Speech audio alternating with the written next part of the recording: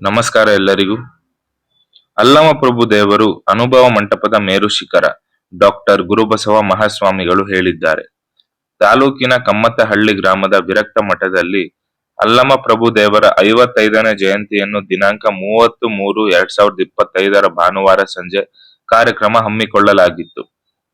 Doctor Gurubasava ಮಹಾಸ್ವಾಮಿಗಳು ವಿರಕ್ತ ಮಠ ಕಮ್ಮತ್ತಹಳ್ಳಿ ಪಾಂಡವಮಟ್ಟಿ ಅಧ್ಯಕ್ಷತೆ ವಹಿಸಿ ಮಾತನಾಡಿ, ಅಲ್ಲಮಪ್ರಭು ದೇವರ ಅನುಭವ ಮಂಟಪದಲ್ಲಿ ಧರ್ಮದ ಪ್ರಸಾರ, ವೈಚಾರಿಕ ಚಿಂತನೆ, ಸಮ ಸಮಾಜದ ದೃಷ್ಟಿಕೋನವಿತ್ತು.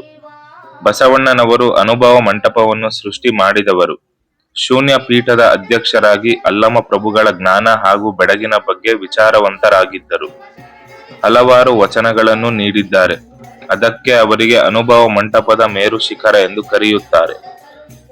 ವೀಣಾ ಬನ್ನಂಜೆ ವಿಚಾರವಾದಿ ಇತ್ತೀಚಿನ ಪತ್ರಿಕೆಗಳಲ್ಲಿ ಅನುಭವ ಮಂಟಪ ಇರಲಿಲ್ಲ ಎಂಬ ಮಾತನ್ನು ಹೇಳಿದ್ದಾರೆ. ಇದನ್ನು ಎಲ್ಲರೂ ಗಮನಿಸಿರಬಹುದು.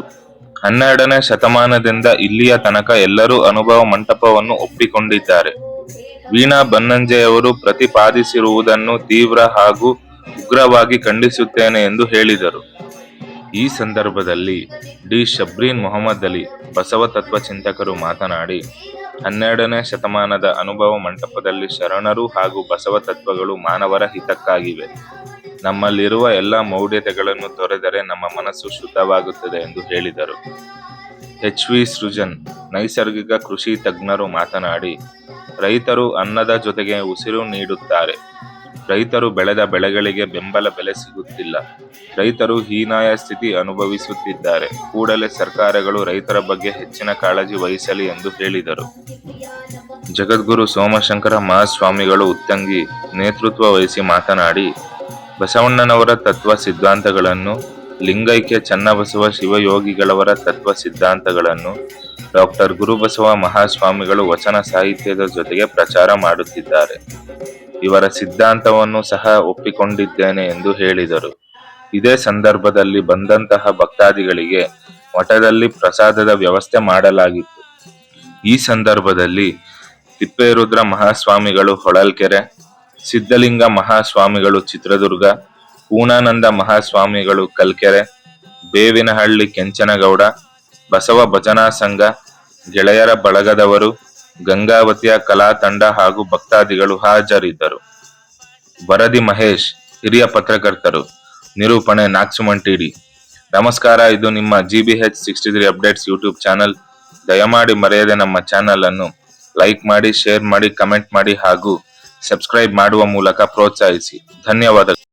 ಗೆದ್ದಿರುವಂತಹದ್ದು ಒಂದು ಕಡೆ ಧರ್ಮದ ಪ್ರಸಾರ, ಇನ್ನೊಂದು ಕಡೆ ವೈಚಾರಿಕ ಚಿಂತನೆ, ಮತ್ತೊಂದು ಕಡೆ ಸಮ ಸಮಾಜದ ದೃಷ್ಟಿಕೋನ. ಈ ಮೂರು ಅಂಶಗಳನ್ನು ಇಟ್ಕೊಂಡು ಇಲ್ಲಿ ಅವರು ಹಾಡಿರುವಂತಹ ಹಾಡುಗಳು ತುಂಬಾ ಪರಿಣಾಮಕಾರಿಯಾಗಿರುವಂತಹ ಹಾಡುಗಳು. ಹೀಗಾಗಿ ಆ ಎಲ್ಲ ಶರಣ ಲೋಕದ ಬಳಗದವರಿಗೆ ಮತ್ತೊಮ್ಮೆ ಧನ್ಯವಾದಗಳನ್ನ ಸಲ್ಲಿಸುತ್ತಾ, ಬಹಳ ಚಂದ ಕೇಳ್ತೇವೆ ನಾವೆಲ್ಲರೂ ಕೂಡ ಕೇಳುತ್ತೇವೆ. ಆದ್ರೆ ನಮ್ಮ ಮಕ್ಕಳಿಗೆ ಬೋಧನೆ ಮಾಡುವಂತದ್ದು ಏನಪ್ಪಾ ಅಂದ್ರೆ ನಾವೆಲ್ಲರೂ ಕೂಡ ನೋಡ್ ಮಗನ ಡಾಕ್ಟರ್ ಆಗು, ಇಂಜಿನಿಯರ್ ಆಗು, ಇನ್ನ ದೊಡ್ಡ ದೊಡ್ಡ ಹುದ್ದೆಗಳಿಗೆ ಹೋಗು ಹೊರತು ನೀ ಲಿಂಗ ಕಟ್ಕೋ, ರುದ್ರಾಕ್ಷಿ ಹಾಕು, ಭಸ್ಮ ಧರಿಸು ಅಂತ ಹೇಳುವಂತ ಯಾರು ಇಲ್ಲ. ನಾವೇ ಮೊದಲು ಮಾಡಂಗ ನಾವೇನ್ ಮಾಡ್ತಾವ ಮಕ್ಕಳು? ಹೌದಲ್ಲ, ಮೊದಲು ಬರಬೇಕಾಗಿರುವಂತ ಸಂಸ್ಕಾರ ನಮ್ಗೆಲ್ಲರಿಗೆ ಬೇಡ ಅನ್ನುವಂಥವರಿಗೆ ಎಲ್ಲಾ ಆಚರಣೆಗಳಿಂದ ಬಹಳ ದೂರ ಆಗ್ತಾ ಇದೆವು. ಆ ಆಚರಣೆಗಳಿಂದ ದೂರ ಆಗಿದೆ ಅಂದ್ರ ಮನುಷ್ಯನಾಗಿ ಅವನತಿ ಬಂತು ಅಂತ ಅರ್ಥ ಮಾಡ್ಕೊಳ್ಬೇಕು. ನೀವು ಬದುಕಬೇಕು, ನೀವು ಬೆಳೆಯಬೇಕು, ಚೆನ್ನಾಗಿ ಬೆಳೆಯಬೇಕು ಅನ್ನುವಂತ ಅತ್ಯಂತ ಸುಗಮವಾಗಿ ಸಾಗುತ್ತೆ. ಲಿಂಗವನ್ನ ಅರ್ಥ ಮಾಡ್ಕೊಂಡ್ರೆ ನೆಕ್ಸ್ಟ್ ಮುಂದಿನ ಹಂತ ಏನ್ ಮಾಡ್ಬೇಕು? ನಾವು ಲಿಂಗ ಅರಿವಿನ ಕುರುಹಾಗಿ ನಾವು ತಿಳ್ಕೊಂಡ ನಂತರ ಏನ್ ಮಾಡ್ಬೇಕಂದ್ರೆ ಒಂದೇ ಒಂದು ಅಲ್ಲಮಪ್ರಭುಗಳ ಒಂದು ವಚನವನ್ನ ಇಟ್ಕೊಂಡು ನಾನು ಅದನ್ನ ಬಿಡಿಸೋದಕ್ಕೆ ಇಷ್ಟಪಡ್ತೀನಿ. ಅವ್ರು ಹೇಳ್ತಾರೆ, ಹಿಡಿಯುವ ಕೈಯ ಮೇಲೆ ಕತ್ತಲೆಯ್ಯ, ನೋಡುವ ಕಣ್ಣುಗಳ ಮೇಲೆ ಕತ್ತಲೆಯ್ಯ, ಕತ್ತಲೆ ಎಂಬುದು ಇತ್ತಲೆಯ್ಯ, ಗುಹೇಶ್ವರ ಎಂಬುದು ಅತ್ತಲೆಯ್ಯ ಅಂತ ಹೇಳ್ತಾರೆ. ಈ ಒಂದು ವಚನನ ನಾವು ಅರ್ಥ ಮಾಡ್ಕೊಂಡು ಇದರ ಆ ಒಂದು ಒಳಾರ್ಥವನ್ನ ನಾವು ಅರ್ಥ ಮಾಡ್ಕೊಂಡ್ರೆ ನಾವು ಶರಣ ತತ್ವವನ್ನ ನಮ್ಮ ನಮ್ಮ ಅಂಗವೇ ಲಿಂಗವಾಗುವ ಎಲ್ಲಾ ಹಂತಕ್ಕೂ ನಾವು ತಲುಪ್ತೀವಿ. ಏನ್ ಹೇಳ್ತಾರೆ ಅವರು? ದೃಷ್ಟಿಯಲ್ಲಿ ಶಿವ ಆಕಾರ ಇದೆಯಾ? ಇಲ್ಲ. ಶರಣರ ದೃಷ್ಟಿಯಲ್ಲಿ ಶಿವ ನಿರಾಕಾರವಾಗಿದ್ದಾನೆ. ಆಕಾರ ಇದೆ ಅಂತ ಅನ್ಕೊಂಡ್ರೆ ಅದು ಕತ್ತಲಾಗುತ್ತೆ. ಆ ಕತ್ತಲಿಂದ ನಾವು ದೂರ ಆಗ್ಬೇಕು. ಅದಕ್ಕೆ ಬಸವಣ್ಣವರೇ ಹೇಳ್ತಾರೆ, ಸತ್ತು ಹುಟ್ಟುವವನಲ್ಲ, ಸಂದೇಹಿಸುವುದಕ್ಕೆಯಲ್ಲ, ಕಾಯವಂಚಕನಲ್ಲ, ಜೀವವಂಚಕನಲ್ಲ ಅಂತ ಎಷ್ಟು ಚೆನ್ನಾಗಿ ಹೇಳ್ತಾರೆ. ಅಂದ್ರೆ ಶಿವನಿಗೆ, ನಿರಾಕಾರಮಯವಾದ ಶಿವನಿಗೆ ಹುಟ್ಟಿಲ್ಲ, ಸಾವಿಲ್ಲ, ನಮ್ಮ ದೇಹವನ್ನ ವಂಚನೆ ಮಾಡ್ಕೊಡ್ರಿ ಅಂತ ಎಲ್ಲಿ ಶರಣರು ಹೇಳಲ್ಲ. ನೀನು ಉಪವಾಸ ಮಾಡ್ಬೇಕು, ನೀನ್ ದೇಹನ ದಂಡಿಸ್ಬೇಕಂತ ಎಲ್ಲಾದ್ರೂ ಇದೆಯಾ?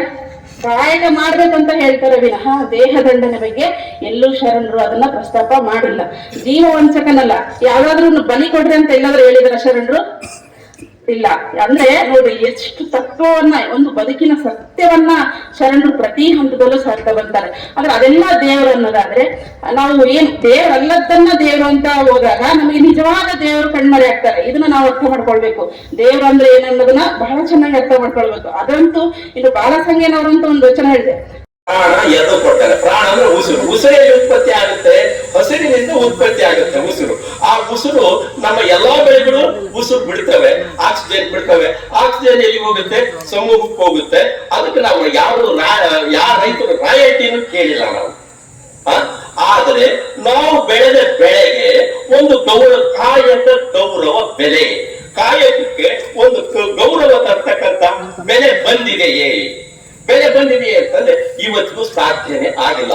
ಆಮೇಲೆ ಈ ರೀತಿ ಬರ್ತವೆ ಏನಪ್ಪ, ಈ ರೀತಿ ಈ ಗೊಬ್ಬರ ಹಾಕಿನೇ ಹೀಗೆ, ಈ ಬೀಜ ಹಾಕಿನೇ ಹೀಗೆ, ಎಲ್ಲರೂ ನಮ್ಮನ್ನೆಲ್ಲ ಚೆನ್ನಾಗಿ ಉಪಯೋಗಿಸ್ಕೊಂಡು ಯೂನಿವರ್ಸಿಟಿ ಇರ್ಬೋದು, ಸಂಘ ಸಂಸ್ಥೆ ಇರ್ಬೋದು, ಇಲಾಖೆಗಳು ಇರ್ಬೋದು, ಸರ್ಕಾರ ಇರ್ಬೋದು, ಎಲ್ಲರೂ ನಮ್ಮನ್ನ ಬಳಸ್ಕೊಂಡಿದ್ದಾರೆ.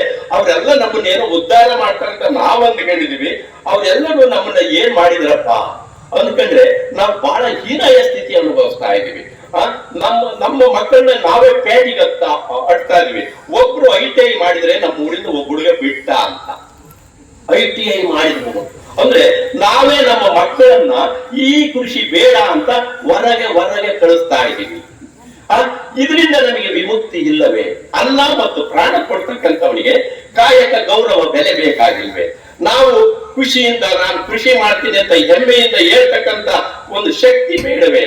ಚೆನ್ನಾಗೈತೆ, ನಾವು ನಮ್ಮದು ಒಂದು ಒಳ್ಳೆ ಕೆಲಸ, ನಾನು ಹೆಂಗೆ ಪ್ರೊಫೆಸರ್ ಅಂತಾರೋ ನಾನು ಹಂಗೆ ಅನ್ನ ಕೊಡ್ತಕ್ಕಂಥ ರೈತ ಅಂತ ಹೇಳ್ತಕ್ಕಂಥ ಗಂಡೆದೆ ನಮ್ಗೆ ಐತಾ ಅಂದ್ಕೊಂಡಾಗ ನನಗೆ ಉತ್ತರ ಸಿಕ್ತು.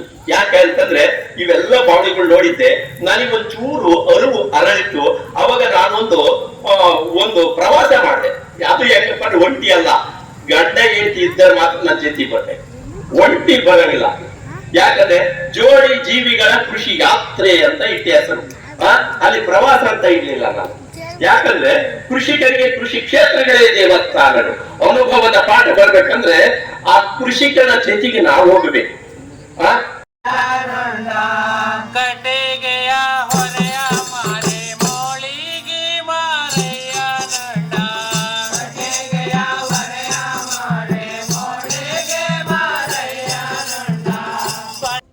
ಕೂಡಲ ಸಂಗಮ ದೇವಾ ನಿಮ್ಮ ಶರಣರಿಗೆ ಶರಣೆಂಬುದ ಕರುಣಿಸು. ಕೂಡಲ ಸಂಗಮ ದೇವಾ ನಿಮ್ಮ ಶರಣರಿಗೆ ಶರಣೆಂಬುದ ಕರುಣಿಸು. ಕೂಡಲ ಸಂಗಮ ದೇವಾ ನಿಮ್ಮ ಶರಣರಿಗೆ ಶರಣೆಂಬುದ ಕರುಣಿಸು. ನಾದ ಪ್ರಿಯ ಶಿವನೆಂಬರು ನಾದ ಪ್ರಿಯ ಶಿವನಲ್ಲವಯ್ಯ. ನಾದ ಪ್ರಿಯ ಶಿವನೆಂಬರು ನಾದ ಪ್ರಿಯ ಶಿವನಲ್ಲವಯ್ಯ. ವೇದ ಪ್ರಿಯ ಶಿವನೆಂಬರು ವೇದ ಪ್ರಿಯ ಶಿವನಲ್ಲವಯ್ಯ. ವೇದ ಪ್ರಿಯ ಶಿವನೆಂಬರು ವೇದ ಪ್ರಿಯ ಶಿವನಲ್ಲವಯ್ಯ. ನಾದ ಪ್ರಿಯ ಶಿವನೆಂಬರು ನಾದ ಪ್ರಿಯ ಶಿವನ